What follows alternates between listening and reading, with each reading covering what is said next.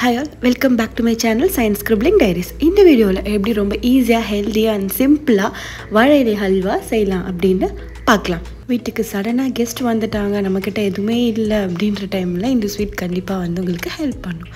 First அதுக்கு நான் ஒரு வாழை இலை எடுத்திருக்கேன். அது இந்த மாதிரி ரொம்ப சாஃப்டாக டெண்டராக இருக்கிற மாதிரி எடுத்துக்கோங்க. அதை நல்லா வாஷ் பண்ணி எடுத்துகிட்டு அதை ரோல் பண்ணிக்கிறேன் இந்த மாதிரி. ஸோ தட் நமக்கு கட் பண்ணுறதுக்கு ஈஸியாக இருக்கும். ரோல் பண்ணி கட் பண்ணுறதுனால நம்ம கிரைண்ட் பண்ணுறதுக்கும் அந்த ப்ராசஸ் ரொம்ப கொஞ்சம் ஈஸியாக இருக்கும். ஸோ அதனால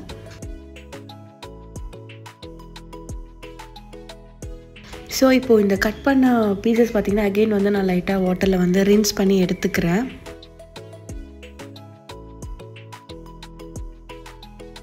இப்போ ஒரு மிக்ஸி ஜாரில் நான் ட்ரான்ஸ்ஃபர் பண்ணிவிட்டு ஒரு 2 to 2.5 glass ஆஃப் வாட்டர் இதில் ஆட் பண்ணிக்கலாம் மேக்ஸிமம்.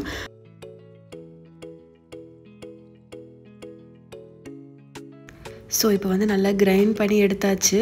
நமக்கு பார்த்திங்கன்னா ஒரு ஜூஸோட கன்சிஸ்டன்சியில் இருக்கணும்.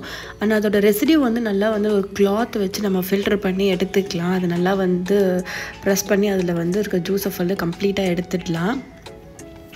ஸோ இப்போ நான் அந்த ஜூஸ் மட்டும் தனியாக எக்ஸ்ட்ராக்ட் பண்ணி எடுத்தாச்சு. இப்போ இந்த கன்சிஸ்டன்சி நமக்கு ஹல்வா மாதிரி வரணும் அப்படின்ற ரீசனுக்காக நான் கார்ன்ஃப்ளவர் ஆட் பண்ணிக்கிறேன். 4 to 5 ஸ்பூன்ஸ் ஆஃப் கார்ன்ஃப்ளவரை கொஞ்சமாக ஒரு கிளாஸ் தண்ணியில் நல்லா லம்ஸ் இல்லாமல் மிக்ஸ் பண்ணி எடுத்து வச்சுக்கலாம். ஸோ இப்போ ஒரு பேனில் கொஞ்சமாக நெய் ஆட் பண்ணிவிட்டு நம்ம அடித்து வச்ச ஜூஸ் இருக்கு இல்லையா, அதை இதில் ஆட் பண்ணி நல்லா கொதிக்க வைக்கணும். நல்லா சூடாகிட்டு லைட்டாக பபிள்ஸ் வர ஸ்டேஜில் நம்ம கார்ன்ஃப்ளவர் மிக்ஸ் பண்ணி வச்சோம்ல, அது நல்லா இதில் ஆட் பண்ணி நல்லா மிக்ஸ் பண்ணிக்கலாம். ஸோ இப்போ பார்த்திங்கன்னா கன்சிஸ்டன்சி கொஞ்சம் திக்காகிடுச்சு. ஸோ இந்த ஸ்டேஜில் நமக்கு தேவையான அளவு சுகர் ஆட் பண்ணிக்கலாம். ஆட் பண்ணிவிட்டு இந்த மாதிரி கொதிக்க விடணும். அண்ட் இந்த ஸ்டேஜில் ஆல்மோஸ்ட் அந்த பச்சை ஸ்மெல் எல்லாமே போயிருக்கும். அந்த டைமில் கொஞ்சமாக நெய்யில் நம்மக்கிட்ட இருக்கிற நட்ஸ் இதில் ஆட் பண்ணிக்கலாம். அது எதனாலும் இருக்கலாம்.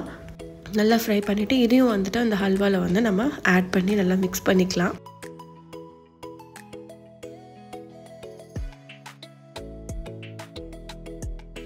டோட்டலாகவே பார்த்திங்கன்னா இந்த டைம் கொஞ்சம் 10 to 15 minutes ஆகும். அந்த பச்சை ரா ஸ்மெல் போயிடுச்சுனாலே நமக்கு இது ஆல்மோஸ்ட் ரெடி ஆயிடுச்சு. ஸோ இப்போ பார்த்திங்கன்னா இந்த ஸ்டேஜில் வரும்போது நம்ம இதை எடுத்துடலாம். ஏன்னா வார்மாக இருக்கும் போது கொஞ்சம் லூஸாக இருக்கும். நம்ம ஒரு இதில் ட்ரான்ஸ்ஃபர் பண்ணிவிட்டு கொஞ்சம் ஆனோடனே கெட்டியாக ஆரம்பிச்சிடும் ஜெல்லி மாதிரி. ஸோ இப்போ நீங்கள் பார்த்தாலே தெரியும். சீரியஸாகவே டேஸ்ட் ரொம்ப சூப்பராக இருந்தது. நான் எக்ஸ்பெக்ட் பண்ணவே இல்லை. நீங்களும் இதை ட்ரை பண்ணிவிட்டு எப்படி இருக்குன்னு என் கூட ஷேர் பண்ணுங்கள். அண்ட் மறக்காம சேனலை சப்ஸ்கிரைப் பண்ணிவிடுங்க. தேங்க்யூ ஃபார் வாட்சிங்.